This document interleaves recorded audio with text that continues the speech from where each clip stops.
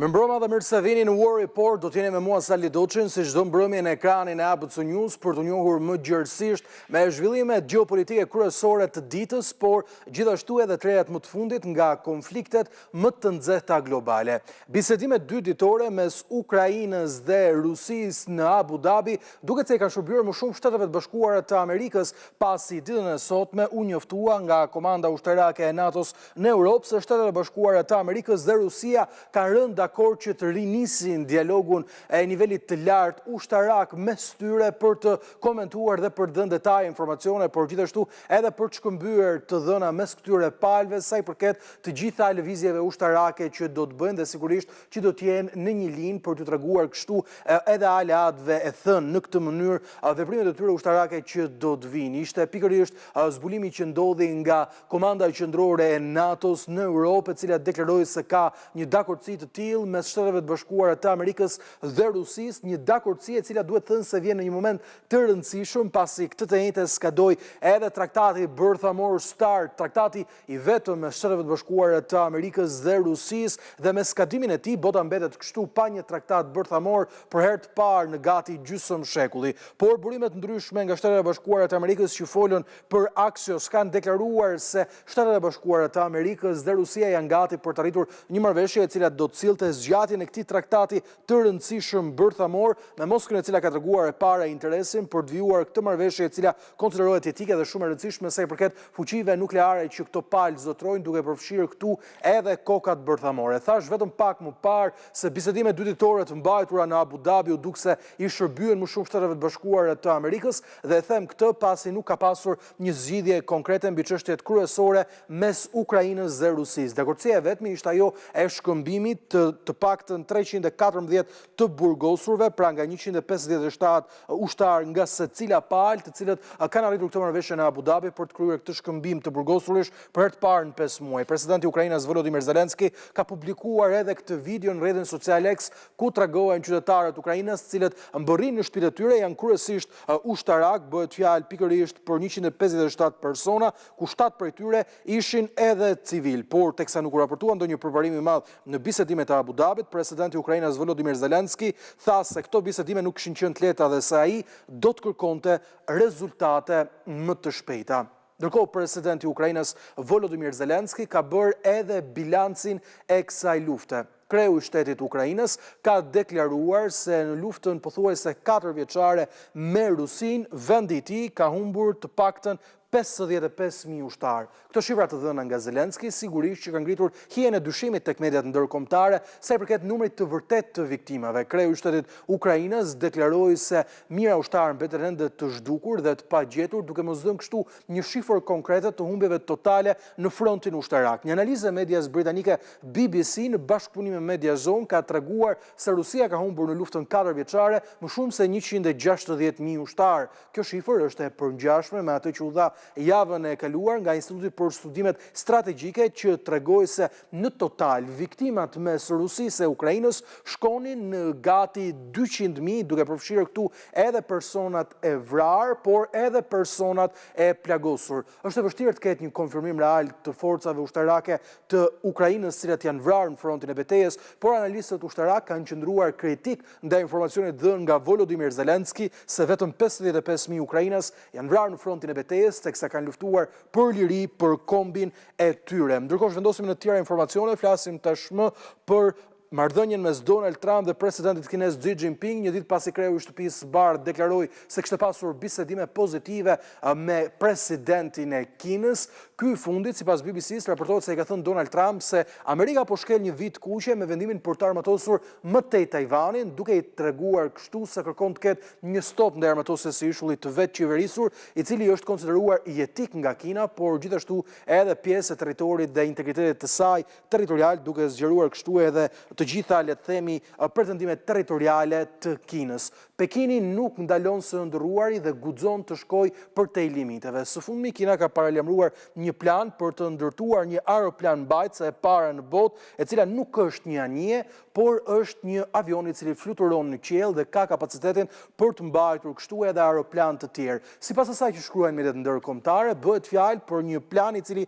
vendos një aeroplan mbajtëse, e cila do të ketë si njësi të integruara të saj saj avion të tjerë pa pilot të cilët mund të hidhen në ajër sigurisht për të luftuar. Detajet specifike i shohim në këtë grafik të sjellë nga The Telegraph, një luftani aeroplan bajtse, më saktë është kjo që shohim në këtë moment në këtë foto, ka një peshë prej 120.000 tonësh, fluturon deri në një lartësi prej 30 kilometrash dhe ka përmasat prej 242 metrash gjatësi dhe 684 metra gjërësi. Nuk ka një dieni për koston e saj, ndërkohë që Pekini tregohet tetë ambicioz me këtë plan, duke synuar që të sjellë prodhimin e kësaj aeroplan bajtse brenda 10 apo 20 viteve të ardhshme. Megjithatë, ekspertët ushtarak thonë se kjo është një sfidë e madhe e cila me shumë gjas nuk do të rezultojë suksesshme, ndërkohë që ky plan i Pekinit sjell edhe një herë vëmendjen tek filmi Star Wars, pasi vetëm atje kemi parë të tilla aeroplan bajtse, të cilat kanë edhe kapacitetin për të mbajtur struktura të tjera fluturuese brenda njësisë qendrore të tyre. Ishin këto disa nga informacionet kryesore të ditës, të sjella me zhvillimet e fundit në Magic Wallin tonë, ndërkohë mbrëmjen e sotme në program do të ndalemi sigurisht tek negociatat e dështuara mes Rusisë e Ukrainës dhe një përparim që vjen mes Washingtonit e Moskës, por sigurisht edhe tek paralajmërimi i Kinës sa i përket Tajvanit. Të gjitha këto menjëherë vetëm pas siglës.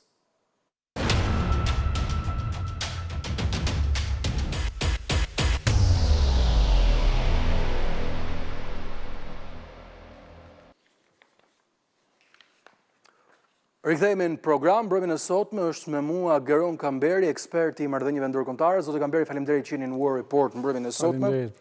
Ndërkohë në një komunikim të drejtë për drejtë nga Gjermania kam Lulzim Veliun, analist i zhvillimeve ndërkombëtare. Zotë Veliu, mirëmbrëma, faleminderit që jeni në program. Mirëmbrëma, faleminderit për ftesën. Do të nisim së bashku një përparim i cili nuk vjen mes Rusisë e Ukrainës, por vjen mes Shteteve të Bashkuara të Amerikës dhe vetë Moskës, një dakordsi e cila vjen sa i përket edhe planit të rëndësishëm për të pasur një dialog të nivelit të lartë ushtarak, rikthimin e këtij dialogu. Çfarë tregon kjo lëvizje? Dhe është ky një kamuflim, le të themi, për të mbuluar atë mungesë përparimi që ekzistoi sa i përket çështjes mes Rusisë e Ukrainës? Po që nga marrja e postit të presidentit Shtetet Bashkuara të Amerikës, zoti Trump është zotuar se do ta përfundoj luftën mes të Ukrainës dhe Rusisë për një periudhë të shumë të shkurtë kohore, mirë po ja po shihet tani që kanë kaluar më tepër se 13-14 muaj për kur se ai është në pushtet dhe në këtë drejtim është arritur shumë pak, por mos të thënë që s'është arritur fare. Sot pra vazhdoi një rundë bisedimesh në Abu Dhabi ku është bërë një marrëveshje për shkëmbimin e disa pengjeve nga të dyja palët që për mendimin tim është për mos thënë që nuk është bërë asgjë dhe nuk është diçka që mund të mirët shumë pozitive. Pozitive në këtë rast mund të mirët vetëm ajo se ka mbetur si forma e negocimit duhet vazhdoj dhe nuk është mbyllur gjithçka, pasi që nuk është arritur një armpushim për mos shkuar te marrëveshja, por te një armpushim mes dy vendeve, pasi që shihen pretendimet e dyjave territoriale. Të dy vendeve pra kanë pretendime të ndryshme territoriale, pretendime që i çojnë shumë larg arritjes së një marrëveshje në mes të Ukrainës dhe Rusisë. Mirë po në këtë takim kishim një kthes tjetër që ndoshta ishte edhe e papritur për momentin, pra për fillimin e një dialogu ushtarak në mes të Shtetit Bashkuara të Amerikës dhe Rusisë, dialog i cili për një periudhë të gjatë thuajse nuk ka ekzistuar fare, mirë po pritet që një gjë e tillë të fillojë. Në këtë rast Shtetet e Bashkuara të Amerikës kanë qenë të interesuara që pjesë e këtij dialogu të jetë edhe Kina, pra të mos bëhet fjalë vetëm në mes të dy fuqive, pra Shtetet e Bashkuara dhe Rusisë, por pjesë e këtij takimi do të jetë edhe Kina, mirë po sipas të gjitha gjasave, Kina nuk e dëshiron gjë të tillë dhe me sa duket edhe e ka refuzuar një ofertë të tillë. Këtë mund ta analizojmë vetëm me një fakt, pasi që Kina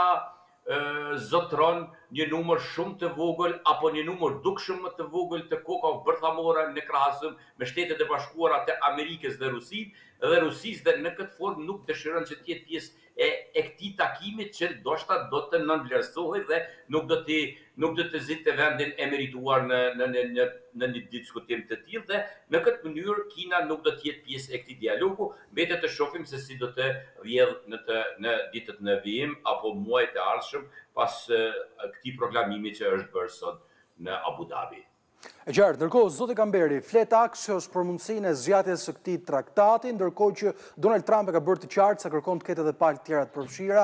duke përfshirë këtu edhe vetë Rusin, pra, përveç Rusisë edhe vetë Kinën. A mendoni se mund të ketë një lëvizje nga ana e Moskës për ta bindur Pekinin që të mos bëhet pjesë e këtij traktati, edhe si pasojë një strategji më të gjerë që ne kemi parë në 4 vitet e luftës në Ukrainë, se Pekini në hije apo jo ka qenë një ndër mbështetësit kryesor ushtarak të Moskës dhe mund të bëhet fjalë që të kemi mundësinë e një Kine e cila nuk është e përfshirë në këtë marrëveshje, por që mund vijojë të ndihmojë Rusinë, qoftë edhe në aspekt bërthamor. Besoj që marrëveshja START, i cila skadojnë me 5 shkurt, rikthen dhe një herë debatin midis superfuqive, pra në këtë rast atyre që quhen anëtarë të klubit bërthamor, midis Shtetet Bashkuara të Amerikës, Rusisë, por jo Kinës, sepse Shtetet Bashkuara të Amerikës dhe Rusia, siç e përmendi dhe kolegu, janë zotruesit më të mëdha të arsenalit të armëve bërthamore dhe vetë traktati START, i cili u nënshkrua në 8 prill të vitit 2010 dhe hyrë në fuqi me 5 shkurt të vitit 2011, synonte reduktimin e armëve strategjike, ku përfshiheshin kokat bërthamore dhe raketat balistike ndërkontinentale që kishin në zotrim të 2 superfuqi, të cilët dolën nga lufta e ftohtë me një arsenal të jashtëzakonshëm të armëve, qoftë bërthamore, qoftë raketave balistike ndërkontinentale. Kështu që nga kjo pikpamje, unë gjykoj që rikthimi i dëshirës për dialoguar në nivel të lartë ushtarak midis 2 vendeve, Shtetet Bashkuara të Amerikës dhe Rusisë, nga pikpamja formale ka në sfond skadimin e traktatit START të ri, se kështu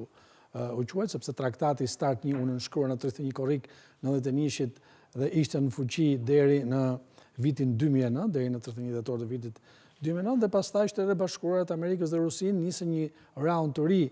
bizedimesh, por që nuk arriti të finalizohet, pra nuk patëm një START 2, por më tepër një START 3. Dhe prandaj u fut në mes kjo që quhet START i ri, pra ky traktati i 8 prillit 2010 që u nënshkrua në Prag dhe i cili më pas ishte paraprirë edhe nga një traktat i cili u nënshkrua në 24 maj të vitit 2002 në Moskë,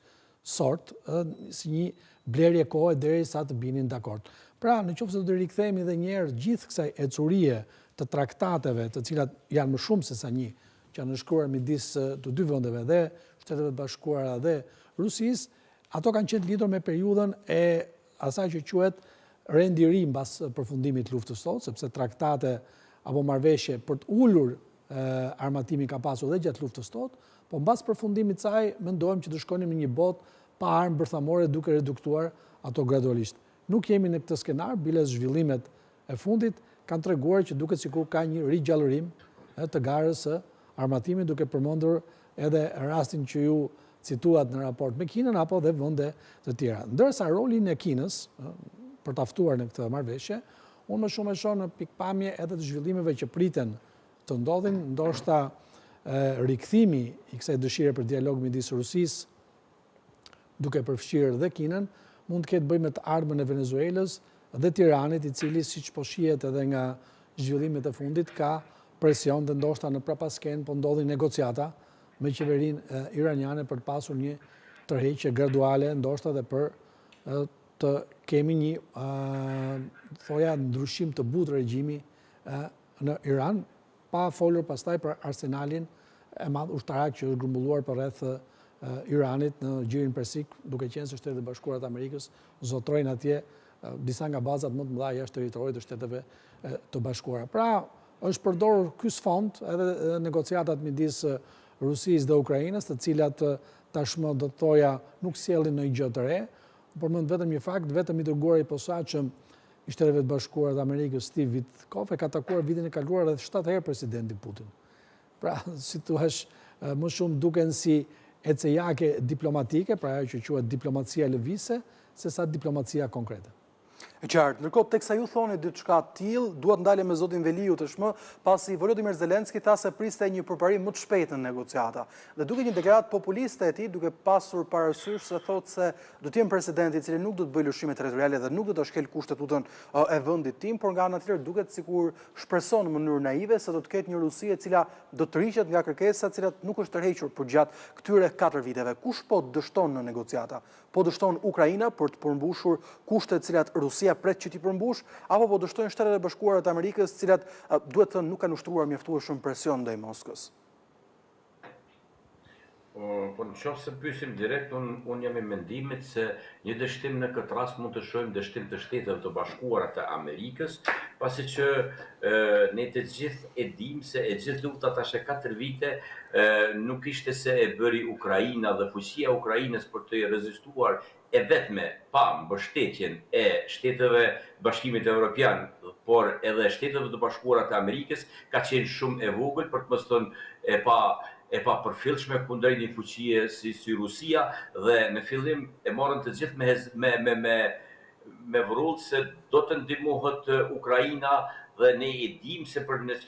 cila ka qenë në situata kur Ukraina ka filluar luftën, pra dhe për çfarë edhe është filluar ajo luftë, ndërsa tani e kemi parasysh diku 30% e territorit të Ukrainës është thuajse e pushtuar nga Rusia, dhe Rusia është e vendosur për të mos lëshuar tokat të cilat i ka pushtuar dhe sot janë në forcën e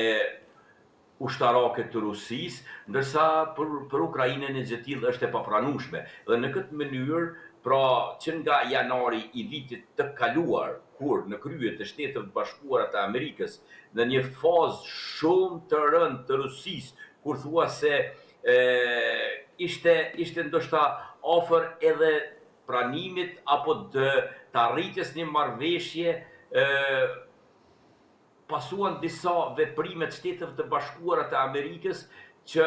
në një farë mënyre indirekte e ndihmuan Rusinë të marrë veten, dhe tani është në një pozicion shumë më të favorshëm jo vetëm ushtarak, por edhe ekonomik, pasi ka arritur marrëveshje të mëdha në lindjen e largët, pastaj edhe me Indinë edhe me shumë vende në atë rajon, dhe ata nuk janë shumë të interesuar që të largohen nga Ukraina pa arritur qëllimet e tyre, pra nuk bëhet fjalë më vetëm për zonat të cilat kanë qenë historikisht të jetuar apo të banuara nga rusët, por edhe me shumë zona të tjera të cilat tani janë në perandorinë ruse. Pra, në tërësi të gjithë këtë dështim e shoh si dështim të Shteteve Bashkuara, e ndoshta si dështim të personal të presidentit aktual, zotit Trump. Zotit Trump. Ndërkohë, zoti Kamberi, duhet parë në mënyrë detajuese, le të themi, të gjitha zhvillimet që ka sjellë jo vetëm diplomacia, por edhe fronti. Kemi një Vladimir Putin i cili duhet thënë se në 3 muajt e fundit, për që në konkret dhe precis, ushtria e tij nuk ka bërë një përparim të rëndësishëm në marrjen e territoreve, përveç rënies Pokrovskët në muajin nëntor. Ndërkohë, shohim një sër intensifikimi të këtyre sulmeve që Rusia kryen, duke shënjestruar në mënyrë të drejtë për drejtë civilet. Kemi pasur 10 autobus, cilët janë goditur nga dron, nga raketa, nga sisteme të Moskës, cilës duhet thënë që kanë shkaktuar dëme të mëdha dhe bëhet fjalë për dëme në njerëz. Janë viktima të cilat nuk ishim mësuar të shihnim në dimrat e shkuar, sidomos përgjatë ditëve të fundit. Është kjo një ndryshim i strategjisë së Vladimir Putin për ta orientuar këtë luftë drejt dobësimit psikologjik të popullit të Ukrainës, por edhe vetë udhëheqjes së saj në mënyrë që të kemi një dorëzim të Kievit, ndërkohë që vetë Putin nuk po ja del dot në terren. Janë të gjitha këto që thatë ju, por unë e kam prokufizuar diku, duke nisur edhe nga një deklarat që ka pasur në atë kohë shefi shtabit i përgjithshëm të ushtrisë ruse. Pra strategjia që po ndjek Rusia në Ukrainë është ajo një lloj strategjie ku në mënyrë alegorike, por edhe cinike është shtuar si një strategjia zgarës, pra kur her pas here Ukraina kthehet herë para herë mbrapa në zjarrin e goditjeve të dronëve, duke shënjestruar kryesisht infrastrukturën civile dhe veçanërisht energjetike, duke pasur parasysh dimrin e ashpër Ukrainës dhe të gjithë asaj zone, gjë që fut në një lloj terrori psikologjik dhe lodh psikologjikisht edhe popullsinë civile, megjithëse nuk ka dëme, po them masive, bombardime masive siç jemi mësuar në luftrat klasike. Dhe Edhe goditet që janë bërë, siç përmendet ju me dronë mbi civil, janë bërë kryesisht mbi punojës të infrastrukturës energjetike, kryesisht punojës të minjerave apo që mirëmbajnë impjantet energjetike të Ukrainës. Dhe kjo është strategji. Ashtu siç her pas here pastaj goditen zonat të caktuara nëpërmjet altinarisë apo dhe dronëve duke nxitur her pas here në një lloj strategjie pickimit të vazhdueshëm, pra ashtu siç për të mos e lënë një trup të flej gjumë në mënyrë të vazhdueshme. E gjitha kjo besoj ka krijuar një lodhje psikologjike brenda Ukrainës, pavarësisht se Ukraina vazhdon të rezistojë dhe falë mbështetjes së liderëve evropianë, ndërsa presidenti Putin dhe Rusia e ka bërë qartë, nuk ka ndonjë nxitim, po ta keni vënë re edhe në deklaratat e tyre, nuk ka ndonjë nxitim për t'i dhënë fund kësaj gjendje, madje në një deklaratë të fundit edhe të zëdhënësit të presidencës ruse, Dmitri Peskov, ka thënë që Rusia i ka të qarta qëllimet e saj dhe duhet i shohin dhe të tjerët. Dhe kjo në kuptonte që ishte një thirrje qoftë për Ukrainën, qoftë për Shtetet e Bashkuara të Amerikës, të cilat her pas here përpiqen ta mbajnë Rusinë afër, pra mos ta largojnë nga tryeza e bisedimeve, sepse dhe strategjia e bisedimeve të herpërshesme që zhvillohen në territore asnjënse, pra qoftë në Emiratet e Bashkuara të Arabe, në Zvicër apo dhe në vendeve të tjera, është një strategji që diplomacia amerikane, veçanërisht stafi i presidentit Trump, e ka parë si të vetmen mundësi për ta mbajtur Rusinë tryezë, qoftë edhe kur ato tryeza nuk prodhojnë një zhvillim të madh. Kjo edhe për një arsye tjetër, dhe kjo duhet theksuar, në qoftë se kemi ndjekur të gjithë ecurinë, pavarësisht deklaratës të presidentit Trump mbas hyrit në Shtëpinë e Bardhë, që mund ta pushojë luftën për 24 orë, prioritetet e diplomacisë amerikane kanë ndryshuar gjatë momentit të 20 janarit 2025. Pra kanë dalë çështje të tjera, pra ka marrë energji të mëdha zgjidhja e konfliktit në Gaza midis Izraelit dhe Hamasit, pastaj Venezuela, pastaj rikthimi i çështjeve për Groenlandën apo her pas here apo Kanada, lufta tarifore midis Shteteve të Bashkuara të Amerikës dhe vendeve të tjera, raporti shpeshherë heri mjalt dhe heri thartë midis Kinës dhe Shteteve të Bashkuara të Amerikës, kështu që shpesh në momente të caktuara edhe situata në Ukrainë është përdorur si një lloj mënyre për të marrë dakordsinë e Rusisë për çështje të cilat kanë qenë me rëndësi për diplomacinë amerikane, përfshirë këtu edhe situatën në Iran apo dhe në Siri. E qartë. Ndërkohë, zoti Veliot, ndalemi së bashku pikërisht tek një deklaratë e thënë së fundmi nga Mark Carney, ndërsa është përmendur shpeshherë, ku thuhet se nëse nuk jenë tavolinë, jenë menu. Dhe duket sikur Shtetet e Bashkuara të Amerikës kanë treguar her pas here nën presidentin Trump, i cili ka qenë i paqëndrueshëm në qëndrimin e tij për Ukrainën, se duan ta vendosin Ukrainën në atë menu. Raporti më i fundit i Financial Times vetëm disa javë më parë fliste për faktin se Shtetet e Bashkuara të Amerikës i kishin kërkuar Ukrainës si ultimatum që të dorëzonte rajonin e mbetur që mban ende në Donetsk në mënyrë që Washingtoni t'i ofronte asaj garanci sigurie. Por duhet thënë se i gjiti ky insistim i Kievit për të mos ndjekur këtë trajektore që do të kërkonte lëshime territoriale dhe do ta sillte Rusinë sërish në pragun e tyre, siç ndodhi pas luftës vitit 2014, kanë treguar kështu edhe një qëndrim të fortë të Kievit. A mendon se ky ishte i vetmi skenar që Donald Trump kishte për t'i dhënë fund luftës në Ukrainë, dorëzimi dhe shkëmbimi i territoreve? Po, për të kuptuar se çfarë ka menduar dhe çfarë plani ka pasur Trumpi është me të vërtetë shumë e vështirë. Pasi kemi të bëjmë me një president që në fakt ka ndryshuar qëndrimet e tij shumë herë. Jo një herë, po ka qëndrime që i ka ndryshuar edhe brenda ditës. Mirë po, për fatin e mirë, në këtë rast, në krah me Ukrainën, kanë qenë të gjitha vendet e Bashkimit Evropian, pra të cilat janë të vendosura që të mos lëshojnë pedhe të jenë në krahun Ukrainës për ta ndihmuar, duke e parë dhe rrezikun e vendeve të tjera evropiane që ju kanoset nga një Rusi e cila do të afrohej aq afër apo një Rusi e cila do të merrte një territor aq të madh nga Ukraina dhe kemi pasur pastaj edhe lëvizje nga Trumpi, me gjithë deklaratat e tij, ka pasur ndryshime në pozicionin e tij, që është fakt që i ka dështuar ajo si model për arritjen e një marrëveshje në mes të dy vendeve dhe jemi në këtë situatë të cilën jemi tani. Pra ka kaluar gati një vit, apo ka kaluar që nga fillimi i bisedimeve dhe mundësia për të arritur një marrëveshje, dhe po kemi her pas here takimet që në një farë mënyrë për mos thënë që janë të dështuara, po arrihen marrëveshje si ajo e sodit për të këmbyer 330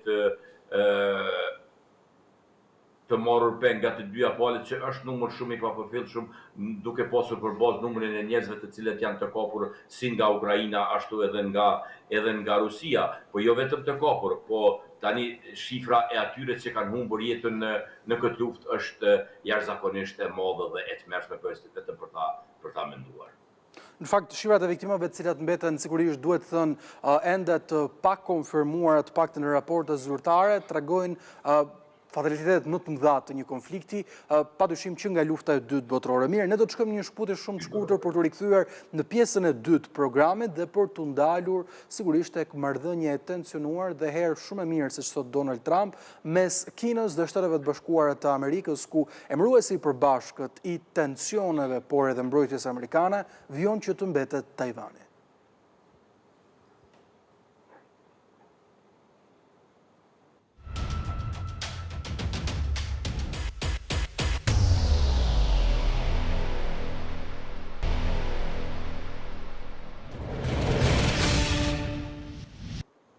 Teksa Donald Trump nxitoi të thoshte se ditën e djeshme pati një bisedë produktive me presidentin e Kinës Xi Jinping, ky fundit nuk ngroi të thoshte se mëritë e vjetra me Amerikën vijojnë të jenë reale dhe mbi të gjitha në kohën kur Washingtoni vendos të shtojë dozën e armatimeve që po dërgon drejt Tajvanit, ishullin e vetëqeverisur që Pekini e konsideron një çështje jetike dhe pjesë të integritetit dhe sovranitetit të tij territorial. Por ndërkohë që Donald Trump duket se zgjedh që të kërkojë të afrohet me Pekinin, duke parë se si edhe Europa u bë tunduese për të, duke zgjedhur marrëveshje tregtare me Indinë dhe Kinën, duke anashkaluar kështu Shtetet e Bashkuara të Amerikës, të gjitha këto elemente kanë vënë atë në vështirësi përballë liderit kinez Xi Jinping. Dhe kërkesa e tij për të ndalur armatimet për Tajvanin duket se është një kërkesë që më shumë se kur do të shqetësojë Donald Trump, ndonse është parashikuar se Tajvani mbetet një ndër prioritetet e sigurisë ndërkombëtare të Shteteve të Bashkuara të Amerikës. Zotë Gamberi, le të ndalemi së bashku. Kemi një Trump që thotë se po shkojmë në rrugë pozitive, ka pasur një deeskalim të marrëdhënieve me Kinën që prej kur erdhi në pushtet me tarifa 120% dhe tarifa të cilat u reduktuan më pas, dhe tashmë kemi edhe dëshirën e tij që do të shkojnë në prill, do të takohet me Xi Jinping, kërcënoi Mark Carney sepse bëri marrëveshje me Kinën, tha për Keir Starmer se po bën një gabim strategjik dhe fatal me vendosjen e këtyre marrëdhënieve tregtare me Pekinin,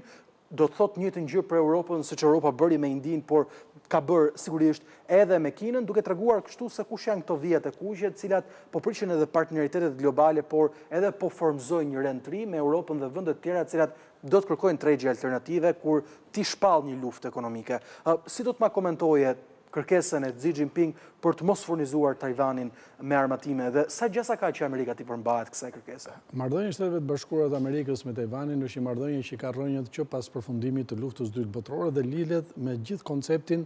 e mbi cilën ndërtua lufta e ftohtë pa që nga viti 1945 dhe deri në përfundim të saj në vitet 90. Shtetet e Bashkuara të Amerikës e panë që konflikti që ishte brenda territorit kinez midis forcave komuniste të udhëhequra, të Partisë Komuniste të udhëhequr nga Mao Zedongi dhe forcat nacionaliste të udhëhequr nga Chiang Kai-shia, pavarësisht se ato u mundën dhe u zhvendosën në ishullin e Tajvanit ku krijuan një shtet të tyre që u quajt Republika e Kinës. Dhe Shteteve të Bashkuara të Amerikës, si anëtare të Kombeve të Bashkuara dhe anëtare të Këshillit të Sigurimit, kanë njohur me traktatin e mbrojtjes së dyanshme të 3 dhjetorit 1954 deri në 31 dhjetor të vitit 79, pra për 25 vjet me radhë, ka njohur Tajvanin si përfaqësues të Kinës. Ndërkohë dhe ky ka qenë një debat shumë i madh, politik, gjeostrategjik, i cili edhe Shqipëria, por mbase ky nuk është rasti, arriti ta shfrytëzojë këtë gjatë periudhës luftës, duke ofruar mbështetje Kinës që nuk kishte në atë kohë legjitimitet ndërkombëtar, në përdorur për shembull legitimitetin ndërkombëtar të Shqipërisë si anëtare e Kombeve të Bashkuara, veçanërisht në marrëdhëniet tregtare ku anijet kineze përdornin flamurin shqiptar për të udhëtuar dhe për të bërë tregti, dhe kjo si thush u shpërblye nga Kina me një marrëdhënie specifike ekonomike e tjerë. Por për t'u kthyer kësaj,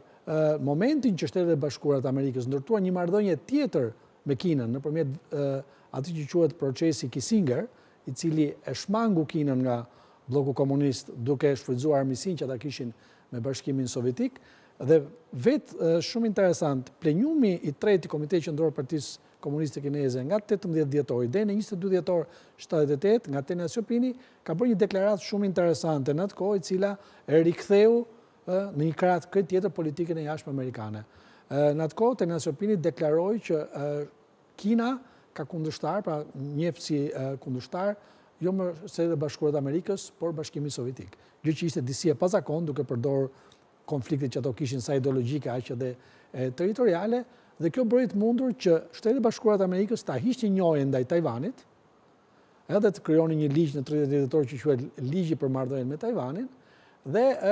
të krijonte një traktat të veçantë me Kinën. Madje ky traktat, i cili u miratua nga presidenti Carter në atë kohë, u ankimua në gjykatën e lartë të Shteteve të Bashkuara të Amerikës nga senatori Goldwater, sepse i thoshte presidentit Carter që ti nuk ke drejt ta bësh në mënyrë të njëjtëshme, por duhet ta kalosh në Senat.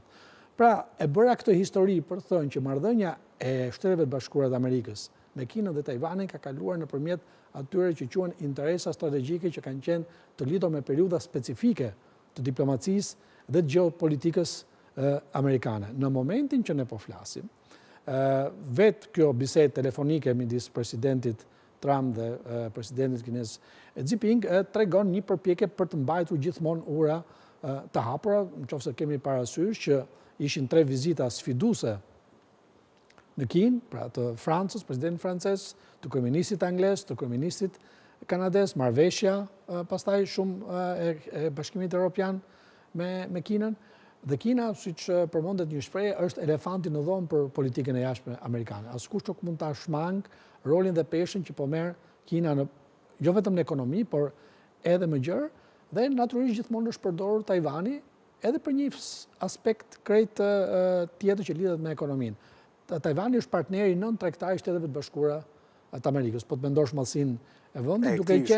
duke qenë rishur, duke qenë se aty janë përqendruar prodhon 35 deri në 90% të çipave. Të çipave. Pra, një teknologji që sot është shumë e rëndësishme për teknologjinë e dronëve, të inteligjencës artificiale. Për gjithçka, praktikisht për gjithçka. Dhe kjo ka bërë të mundur që dhe vetë presidenti Trump ta ndryshojë qasjen, edhe këtë politikën e tij proteksioniste, duke i ftuar kompanitë amerikane të lënë këto vende dhe të rikthehen dhe të investojnë në Shtetet e Bashkuara. Në marrëveshjen që u ribë re, pasi ra traktati i 3 dhjetorit 1954 për mbrojtjen dypaqe, që ka qenë traktat mirëfilli politik, ekonomik dhe ushtarak, vetë marrëveshja e Shteteve të Bashkuara të Amerikës me Tajvanin 31 dhjetorit 79 parashikon marrëdhënie ekonomike, politike dhe një ndihmë ushtarake, por që ka disa limite. Vetë ligji, dhe kjo është arsye që presidenti Xi Jinping ja ka bërë të ditur presidentit Trump që Shtetet e Bashkuara të Amerikës nuk duhet ta kalojnë këtë ndihmë për te atij kufiri që është përcaktuar në këtë ligj të 31 dhjetorit, pra ligji për marrëdhënien me Tajvanin, kështu identifikohet. Sepse në atë kohë Shtetet e Bashkuara të Amerikës hoqën njohen për Republikën e Kinës dhe njohën dhe bën anëtarë të Kombeve të Bashkuara Republikën Popullore të Kinës. Pra, përdora pak më shumë histori se sa duhet thjesht për të kuptuar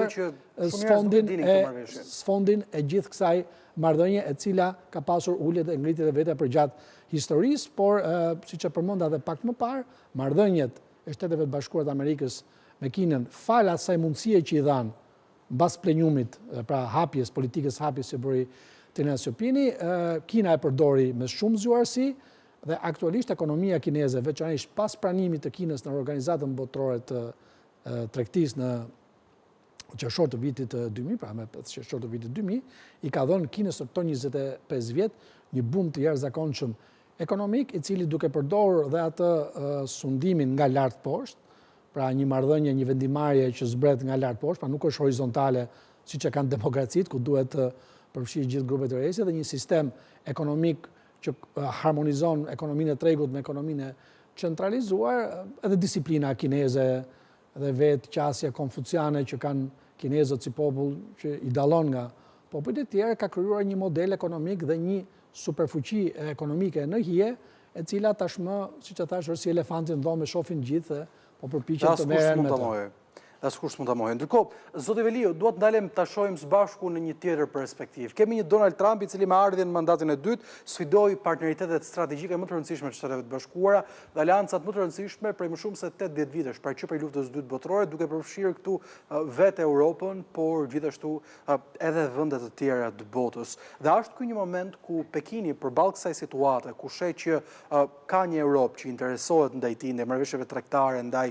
interesit ekonomik, duke treguar kështu edhe një qëndres ndaj Amerikës, mendon se mund të përfitojë për të kthyer në një lider të rëndësishëm global, teksa po zgjeron marrëdhëniet me të gjithë dhe në të njëjtën kohë ka edhe besimin se mund vendos kushtet e Shtetet e Bashkuara të Amerikës. A jemi përballë këtij skenarit apo mund të jetë edhe skenari tjetër i një loje amerikane që po i dërgon të gjithë drejt marrëveshjeve tregtare me Pekinin për të kontrolluar Kinën përballë një tjetër rivali siç është edhe vetë Rusia?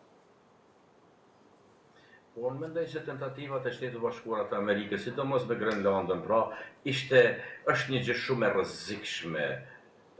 pasi që si statë dhe ju po luhaten marrëveshjet dhe aleancat tashmë 80 vjeçare në kuadër të paktit të NATO-s, ku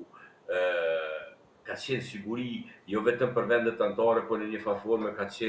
qenë siguri për gjithë për siguri globale. Dhe tentativat e tilla që i ka bërë, unë mendoj se pozicionin e Amerikës e dobësojnë shumë, kur kihet parasysh se vendet e tjera janë të interesuara që të zhvillojnë marrëveshje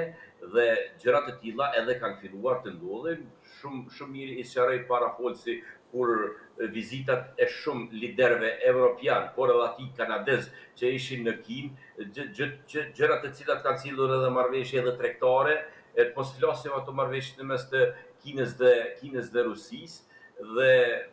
sidomos edhe sanksionet e vendosura nga Shtetet e Bashkuara të Amerikës kundër vendeve që nuk po i shkojnë për shtati politikës amerikane, që në fakt nuk është vetëm politik, por është më tepër sikur lloj i biznesit, pra diplomacia amerikane me ardhjen e presidentit Trump në krye është bërë sikur politikat e një biznesi të fuqishëm ndaj atyre që janë më të vegjël në fuqi. Dhe unë mendoj se kjo është e rrezikshme. Kjo paraqet një rrezikshmëri të lartë, sidomos për ne evropianët, pra po flasim për Evropën, pasi që ato në një farë forme e shprehen gatishmërinë dhe mbështetjen e tyre kundrejt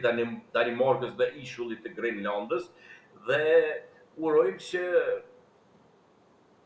Trump dhe politika e tij apo diplomacia amerikane të tërhiqet nga gjithë kjo për të parë mundësinë e shurjes së vatrave të krizës, të cilat janë të shumta tani për tani, dhe ndoshta në periudhën është një periudhë e gjatë kur nuk kemi pasur kaq problematika të mëdha dhe nuk kemi qenë asnjëherë më afër një krize të përgjithshme botërore apo një lufte të madhe që mund ta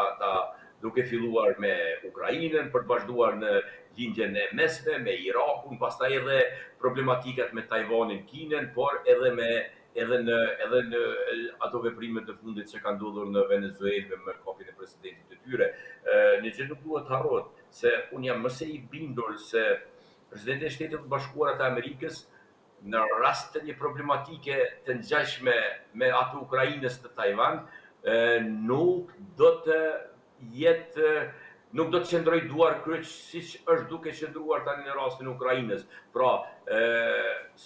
Amerika do të jetë shumë e zellshme në mbrojtjen e Tajvanit, pasi aty i cenohen interesat e saj ekonomike. E thatë ju shumë qartë se prodhohet një sasi e madhe e mikrochipave, parafërsisht në bazë asaj që njohurive që i kam, flitet për 80% të mikrochipave në glob që prodhohen vetëm nga Tajvani dhe Malezia, dhe një gjë të tillë në këtë kohë të teknologjisë dhe të arritjeve të mëdha të teknologjisë që po i shohim dita ditës dhe thuase gjithçka është e mbarur nga mikrochipët, Shtetet e Bashkuara nuk do të qëndrojë duar kryq për kundrejt një problematike në Tajvan. Qartë, ndërkohë, Kamberi, një koment shumë i shkurtër përpara mbylljes programit, duket sikur në ndryshim nga Tajvani, Amerika nuk është, le të themi, edhe shumë e interesuar që Ukraina apo lufta që po zhvillohet edhe tjetë marrë fund. Dhe them këtë bazuar në një diagram shumë të thjeshtë. Statistikat më të fundit tregonin një rënje të ndihmës ushtarake dhe financiare amerikane për Kievin për gjatë vitit të shkuar në pushtetin e Donald Trump në 0.5 miliard dollar. Dhe kemi një Donald Trump i cili me idenë dhe strategjinë e një biznesmeni ka bërë që Europa të blej me miliona dollar armatime në Washington dhe të dërgojë ato Kievit, duke kthyer kështu industrinë e prodhimit ushtarak në Shtetet e Bashkuara, një industri të fuqishme biznesi, e cila funksionon dhe po funksionon mjaft mirë për të sjellë të ardhura për amerikanët. A mendon duke sjellë kështu edhe një paralele çfarë po ndodh në marrëdhëniet gjeopolitike globale, se tashmë ndoshta është edhe në interesin e Amerikës që kjo luftë të vijojë? Në qoftë se do ta vazhdojmë cinizmin deri në fund, Kissingeri, sekretari amerikan i Shtetit, dikur thoshte me një lloj cinizmi që mbas biznesit lufta është biznesi më i madh. Po për të te kësaj unë do ta shikoja në një plan tjetër, gjithë të qasje, e përmenda edhe pak